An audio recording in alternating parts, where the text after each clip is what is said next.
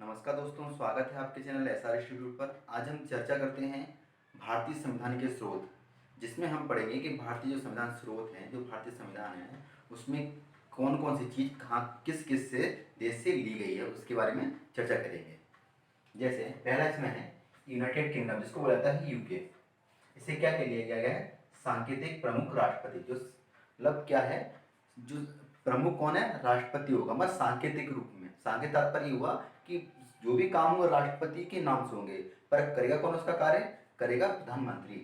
दूसरा है विधि का शासन का विचार, मतलब जो भी कार्य होंगे शासन में, वो विधि के द्वारा होंगे, कानून के द्वारा ही जो भी कार्य होंगे।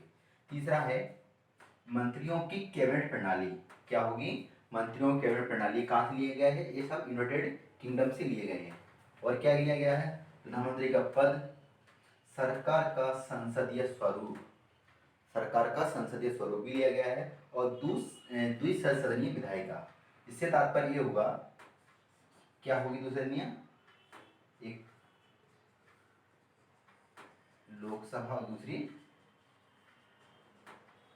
राज्यसभा। ये क्या है? द्विसदनीय विधायिका हुई, लोकसभा और राज्यसभा। तीसरा है एकल नागरिकता। भारत में क्या है? एकल नागरिकता है, बट अमेरिका में देखा है तो दोहरी नागरिकता है। अगला निम्न सदन अधिक शक्तिशाली। निम्न सदन का कौन हुआ? लोकसभा। लोकसभा क्या क्या है? अधिक शक्तिशाली है। अगला मंत्री परिषद निम्न सदन के प्रति उत्तरदायी होता है। जो मंत्री परिषद है वो क्या होती है? जो निम्न सदन के प्रति उत्तरदायी होगी। लोकसभा अध्यक्ष और शक्तियों की भूमिका, मतलब क्या है? लोकसभा क्या शक्तियां हैं, क्या उसकी भूमिका है, इसके बारे में भी यूनाइटेड किंगडम से लिया गया। अगला है सर्वाधिक मत के आधार पर चुनावों में जीत का निर्णय। इसका ये हुआ कि जो जैसे चुनाव होते हैं, सबसे ज़्यादा जिसको वोट मिलते हैं वही क्या होता है? वही विजयी माना जाता है। तो ये क्या हुआ? सर्वाधिक मत के आधार पर चुनाव में जीत का निर्णय। सब कहाँ से लिया गया है? United kingdom. संयुक्त राज्य अमेरिका। संयुक्त राज्य अमेरिका से क्या क्या लिया गया है? इसी लिया गया है लिखित संविधान। ये एग्जाम में पूछा गया है, बहुत से एग्जाम में, कि लिखित संविधान कहाँ से लिया गया है? तो कहाँ से? संयुक्त राज्य अमेरिका से लिखित संविधान लिया गया है। दूसरा है प्रस्तावना। तीसरा मूल अधिकार। चौथा राष्ट्रपति की स्थिति, राज्य में कार्यकारी प्रमुख और सशस्त्र बलों का सर्वोच्च सेनापति। ये क्या है? जो राज्य है, देश है, उसका क्या होगा? ये कार्यकारी प्रमुख रहेगा, और जो सशस्त्र बल है उसका क्या है? ये प्रमुख सर्वोच्च सेनापति है, या उसका प्रमुख है। अगला है USSR, इसको बोला जाता है रूस। इससे क्या लिया गया है? मूल अधिकार लिया गया है, और प्रस्तावना में न्याय लिया गया है। न्याय से तात्पर्य क्या हुआ? सामाजिक न्याय, आर्थिक न्याय और राजनीतिक न्याय। इन तीनों न्याय को प्रस्तावना में न्याय शब्द में जोड़ा गया है। ऑस्ट्रेलिया से क्या लिया गया? संवर्ती सूची, प्रस्तावना की भाषा, और तीसरा व्यापार वाणिज्य व समागम संबंधी प्रावधान। अब संवर्ती सूची क्या होती है? संवर्ती सूची तीन प्रकार सूची होती है: संघ सूची, राज्य सूची, और तीसरा संवर्ती सूची। इसमें क्या है? जो अपने अपने जो कार्य करने की इसमें विषय दी गई कि संघ सूची में किसके कार्य हैं, राज्य सूची में राज्य कार्य हैं, संवर्ती सूची में दोनों के कार्य हैं, राज्य और केंद्र सरकार के दोनों के कार्य इसमें सम्मिलित हैं। तीसरा है प्रस्तावना की भाषा, जो प्रस्तावना जो भाषा दी रखी है उसका है। तीसरा है व्यापार वाणिज्य और समागम संबंधी प्रावधान। अगला है जापान। जापान से क्या लिया गया है? जापान से लिया गया है विधि द्वारा स्थापित प्रक्रिया, मतलब जो भी कानून होगा, जो विधि होगी, उसके ही द्वारा जो भी कार्य होंगे। तीसरा है यह विधि जिसके द्वारा सुप्रीम कोर्ट कार्य करता है, और वह कौन सी विधि है, कौन सा कानून है जो सुप्रीम कोर्ट पे कार्य करेगा? ये किससे है? जापान से। जर्मनी का 22 गणराज्य। जर्मनी से क्या क्या लिया गया है? जर्मनी से लिया गया है आपातकाल के दौरान मूल अधिकारों का निलंबन, मतलब जो आपातकाल है उनके द्वारा मूल अधिकारों क्या क्या निलंबन होंगे, उनका चर्चा कीजिए। आपातकाल कितने प्रकार की होती है? 3 प्रकार के हैं: अनुच्छेद 358, अनुच्छेद 359 और अनुच्छेद 360। अब इनके बाद चर्चा कर लेते हैं कि अनुच्छेद में किन किन का निलंबन होगा।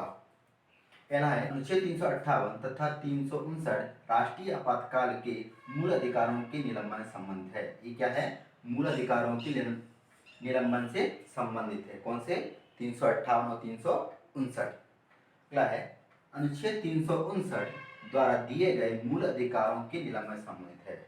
अब कौन से जो 359 में कौन कौन से हैं? अनुच्छेद 20 और 21। कौन से अनुच्छेद? 20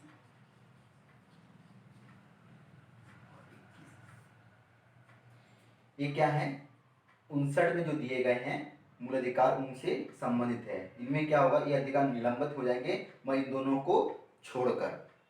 अगला है अनुच्छेद 358 में अनुच्छेद 19 द्वारा दिए गए अधिकारों के निलंबन संबंध। इसमें क्या होगा? अनुच्छेद 19 है उसको छोड़कर बाकी सभी को हटा दिया जाएगा। और 59 में क्या होगा? 20-21 को छोड़कर बाकी सबको हटा दिया जाएगा। ये सब क्या है? आपातकाल से संबंधित मूल अधिकारों के निलंबन से है। अगला है कनाडा। हाँ, इसमें एक बात और है कि जो आपातकाल है अब तक भारत में कितनी बार लग चुका है? अब तक इसमें 3 बार भारत में लग चुका है। कौन कौन से में? एक लगा है 1962,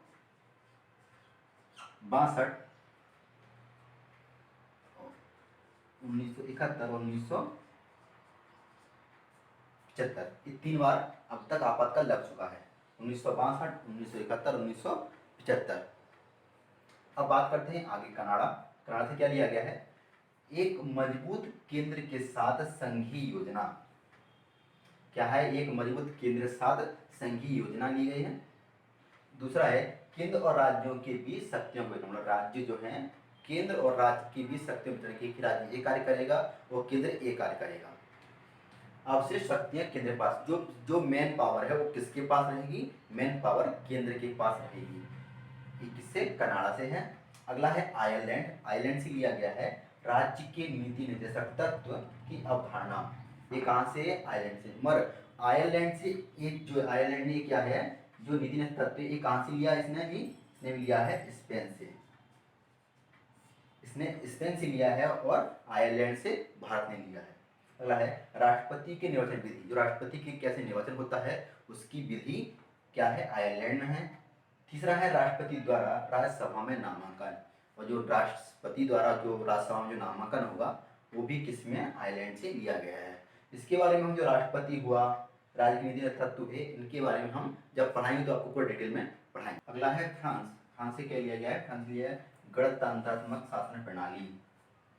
और दक्षिण अफ्रीका से लिया गया है संविधान संशोधन की प्रक्रिया। तो जो संविधान में है क्या क्या संशोधन किस किस प्रक्रिया के द्वारा किए जा सकते हैं, किसे लिया गया है? दक्षिण अफ्रीका से लिया गया है। और आप यहाँ समाप्त करता हूँ भारतीय संविधान के स्रोत। आप इसको एक बार देख लोगे तो आपको पूरे याद हो जाएंगे, क्योंकि एग्जाम की दृष्टि बहुत इंपॉर्टेंट है और हर एग्जाम में एक न एक क्वेश्चन से पूछे जाते हैं। इसके साथ यह समाप्त करता हूँ। जय हिंद, जय भारत।